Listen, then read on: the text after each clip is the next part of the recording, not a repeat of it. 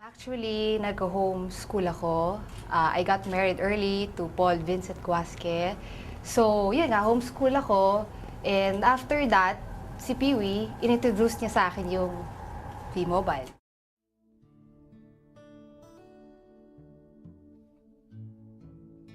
Nagkaroon ako ng income kahit I was studying lang.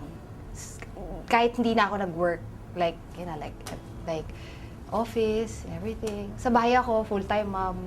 Tapos, I hawak ko oras ko while earning at home.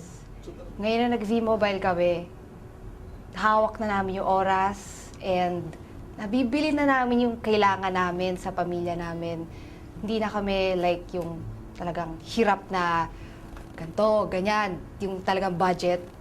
Ngayon, nung nag-V-Mobile kami ngayon, talagang lahat ng gusto ko, tsaka gusto ng anak ko, tsaka gusto niya, nabibili na namin. Hindi na kami hirap talaga. Gusto ko lang magpasalamat dahil because of V-Mobile, talagang binago niya buhay ko.